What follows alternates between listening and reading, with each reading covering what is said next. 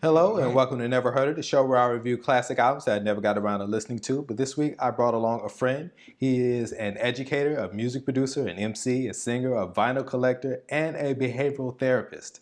His latest album, Shea Butter Soul Instrumental Anthology, is available on Bandcamp. Ladies and gentlemen, please welcome Wes Guy. What's up, man?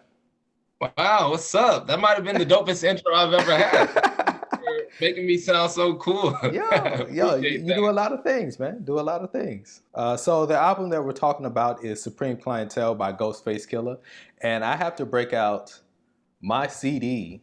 I have Oh, this. I have this joint. I still have my original CD collection for when I was like a teenager. This one came out when I was in my 20s, but this same here. joint right here. I have heard this album quite a few times, and I listen to it on the regular. So just to start out, first question I have to ask: why is it you've never heard Supreme Clientele?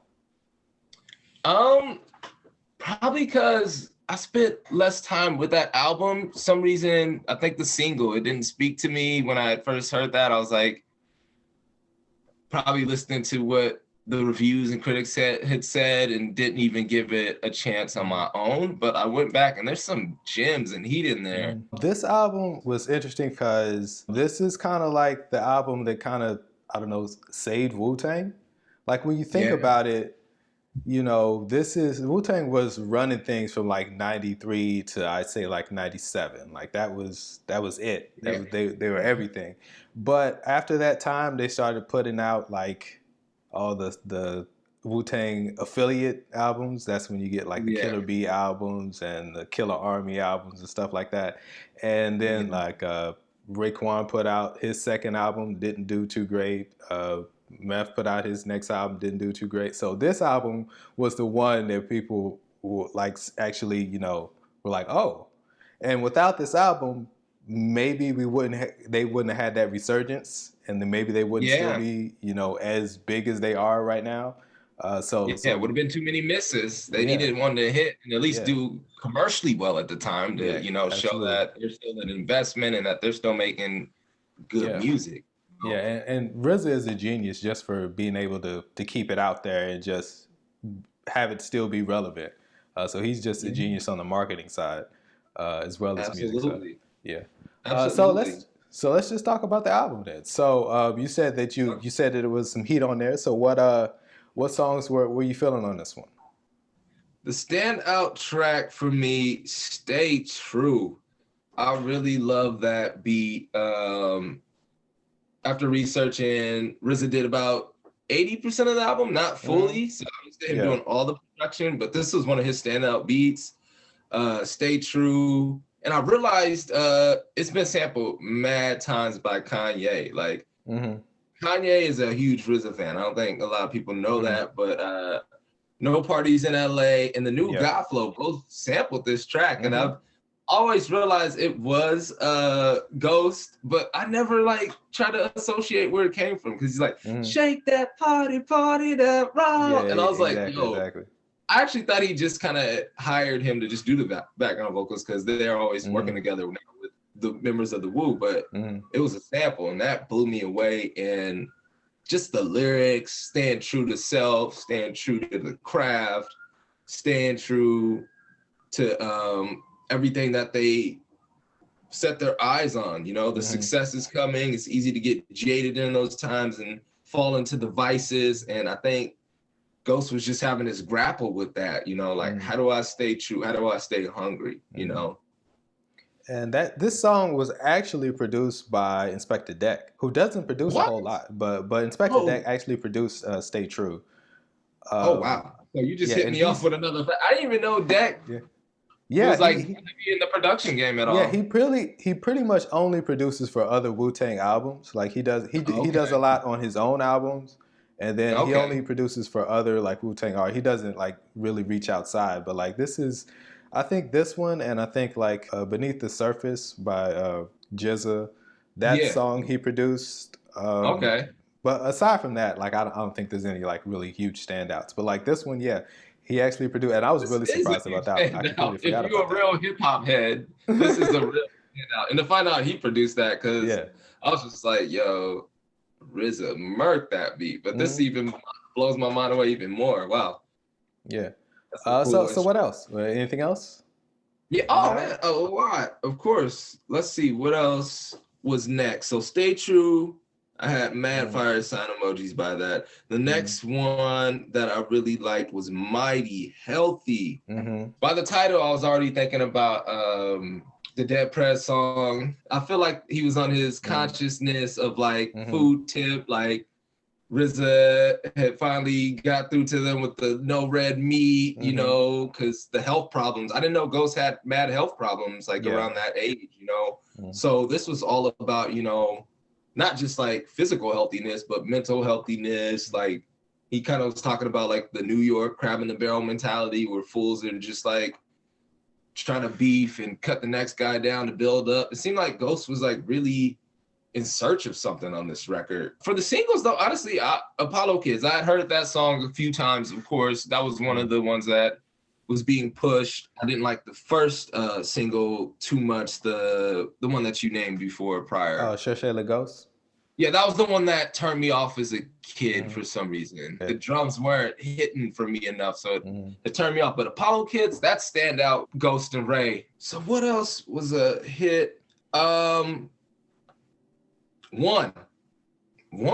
That is a great track. That is a great track. Another song that I really like that went, like production-wise, is really odd is Stroke of Death. Where it's this. I don't even know the technique that's being done. I don't know if he was doing it in real time or not. I seriously doubt it. But it's kind of like a needle drop.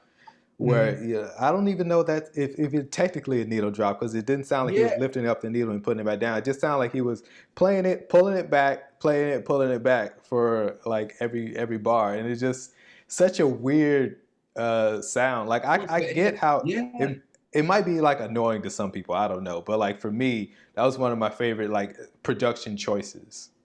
Yeah, that track was actually mad odd. I didn't put it on the list, but I actually almost did. I thought I was gonna have too many, but I was like, that's one of those tracks that does that. It's like very unorthodox, but it's like something, if I would have heard it at that time, I wouldn't have heard before. But even 20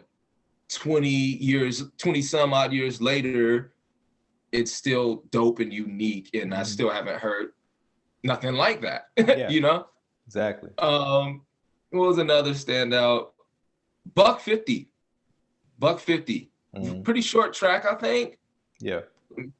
Pretty short track, but like they don't waste any time talking about, you know. Oh no. That's a longer one. That was the posse cut. No, never mind. That was Capadona, Method Man, and Redman. So the Woo Banger? Yeah. Woo Banger 101?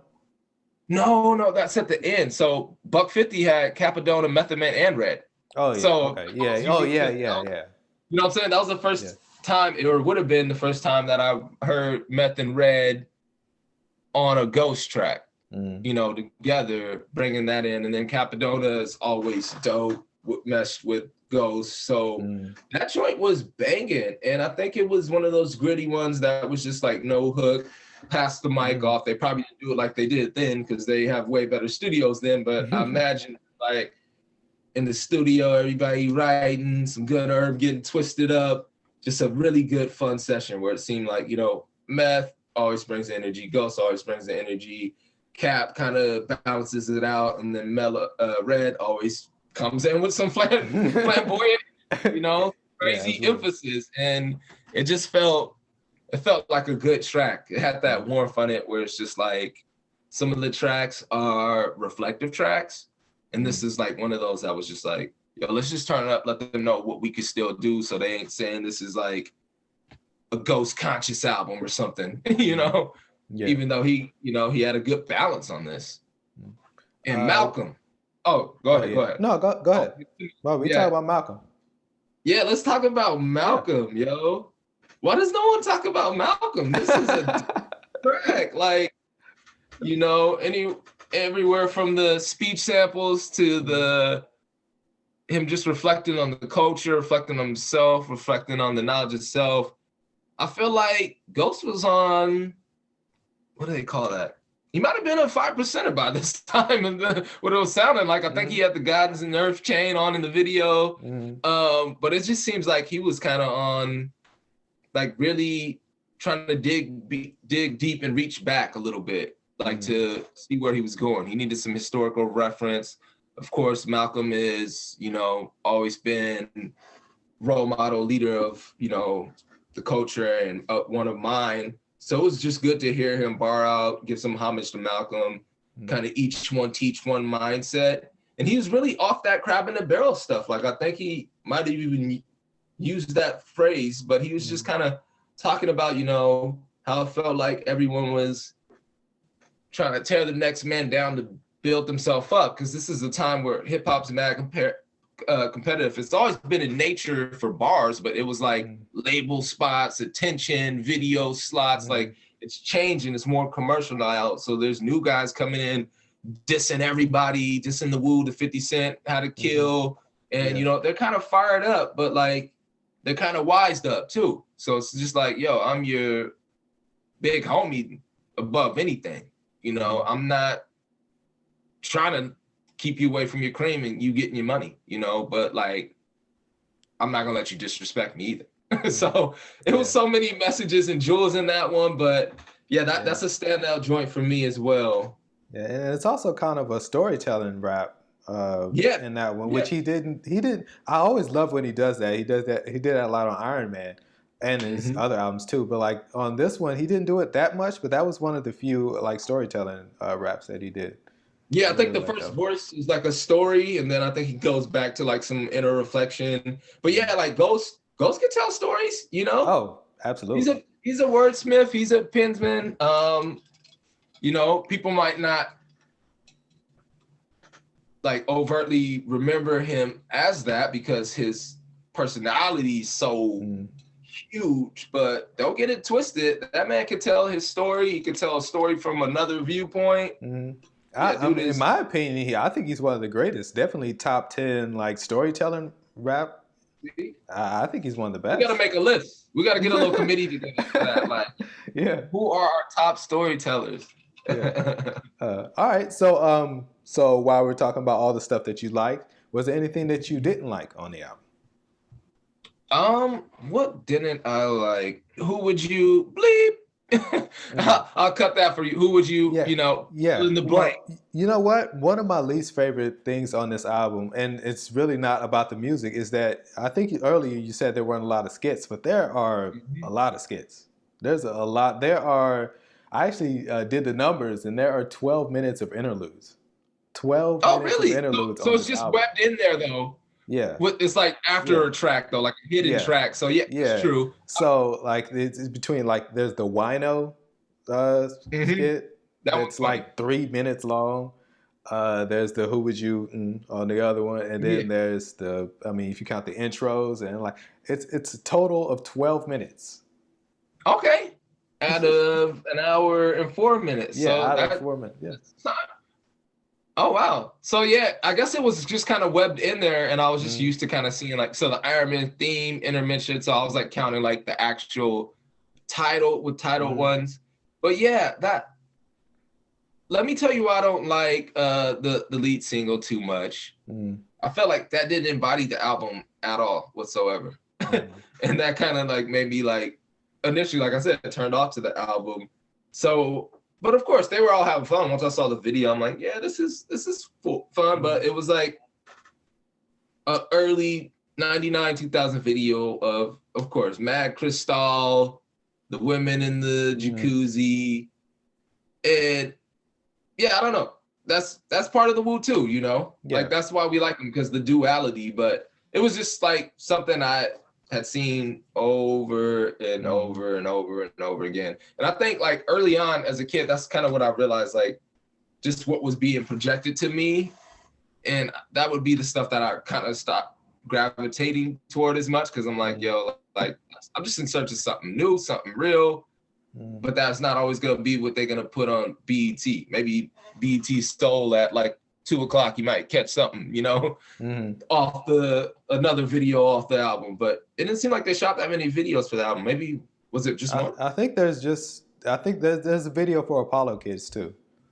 Oh, okay, I need to see that. I Yeah. haven't seen There's a them. video for Apollo Kids where I think, if I remember correctly, in that video, he's in a factory that manufactures wallabies.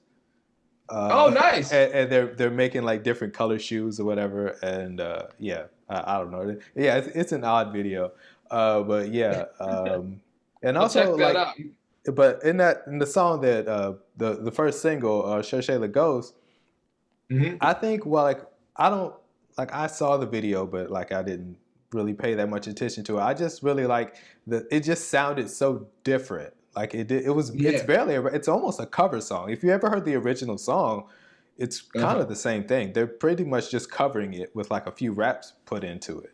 So I don't know, Yeah. it just sounded so odd and so different. It didn't really sound like anything else. So that's why I've always Yeah, liked it. it doesn't. Like, I slept on this just because I thought it was the sophomore jinx, and that's why I Mm-hmm. chose a second album because Mm-hmm. at the time this was the sophomore jinx for me. I was just Mm-hmm. like, yeah, that math album that was like a TV dinner, man. I was just like, man, the Wolves feeding us TV dinners at this point, yo. Mm-hmm. Like, I need a meal, and didn't even realize the Ghost was the meal Yeah.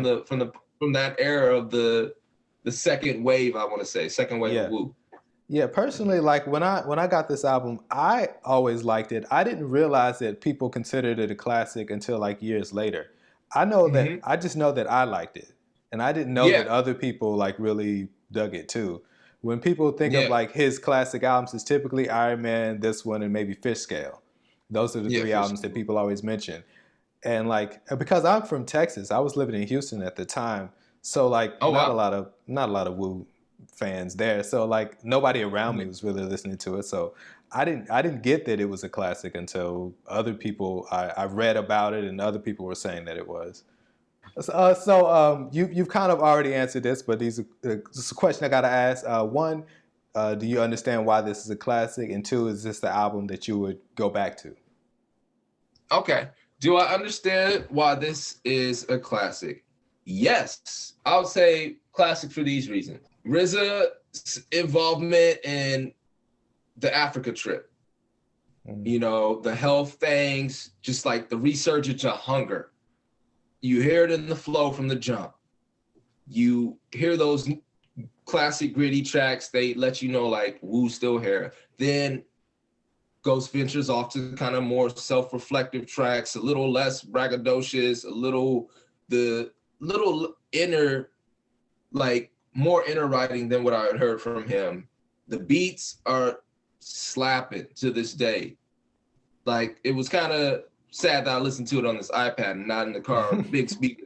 But one of the babies was asleep. But like I know when I run this back, it's gonna slap like way harder than what this could do. But for that reason, yeah, that's why I'm gonna run it back, and it's considered a classic to me for sure. And I see why. And I'm Yeah. glad you actually gave me some homework to check it out for sure. To wrap it up, are you working on anything new? Is there anything that you want to talk about? Talk to the people about? Yeah. So I didn't have a basement flood like Ray, but I mean, I had some damaged equipment. So I started my beat collection over again, been working on my newest body of work. It's gonna be the last one I offer with lyrics from myself and other artists before I kind of venture off to kind of doing more instrumental projects. But got an EP coming out probably before the year ends. Yeah, that's all I'll say. I have been working on something for the past 2 years to present with in between being a father and working and everything. But yeah, the music is still coming. It's coming. All right. I've been taking my time growing like Ghost. He took 2 years on this album. So it's a little similarity there. All right, sounds great. I'm glad to hear that. Hopefully, by the end of the year, we'll get something. So all the people out there, have you heard Supreme Clientele? Are you still bumping it to this day?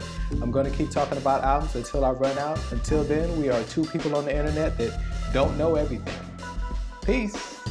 Peace out. Thanks for having me.